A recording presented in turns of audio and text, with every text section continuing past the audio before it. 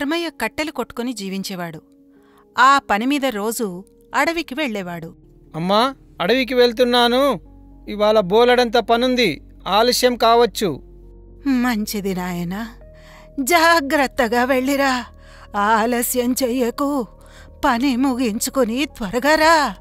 అడవిలో రాత్రివేళ కొరివిదయ్యాలు తిరుగుతాయి.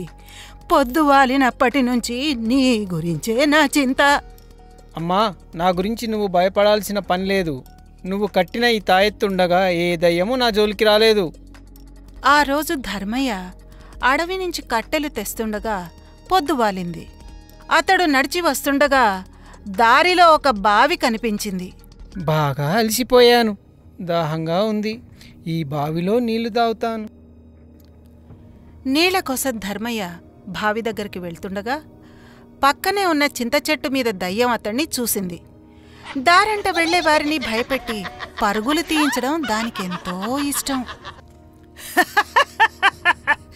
భలే భలే, వీడెవడో బొత్తిగా అమాయకుడిలాగా ఉన్నాడు, పైగా అందంగా ఉన్నాడు. ఈ కట్టెల వాణ్ణి చుట్టిస్తా, ఆట పట్టిస్తా. చెల్లెమ్మా, దాహంగా ఉంది, కొన్ని మంచినీళ్ళు ఇస్తావా? కొరివిదయ్యం తన రూపాన్ని మార్చింది. పాపం ధర్మయ్య ఆమె ఎవరో మామూలు స్త్రీ అనుకున్నాడు. కొరివిదయ్యం ఉన్నట్టుండి తన చేతిని ఒడుపుగా పెంచింది. అలా పెంచుతూ తాడులాగా పొడుగ్గా సాగదీసింది. అమ్మోయ్ బాబోయ్, ఇది మంచి కాదు, కొరివిదయ్యం. ఓరి భగవంతుడా, బుద్ధి గడ్డి తిని చీకటి వేళ ఇంటికి పోకుండా ఇటు వచ్చాను. ప్రమాదంలో పడ్డాను. ధర్మయ్య కొరివిదయ్యం పాదాల వంక చూశాడు. అవి వెనకవైపుకు తిరిగి ఉన్నాయి. ధర్మయ్య తన గొడ్డలి కట్టెలు జార విడిచి పరుగు తీశాడు. కొరివిదయ్యం తన చేతిని మరింతగా పెంచింది. ధర్మయ్య మెడను పట్టుకుంది. ఎక్కడికి పోతావు చిన్నవాడా? నా చేతిలోన చిక్కుకున్న కుర్రవాడా, వదలను అందగాడా, నిన్ను వదలను.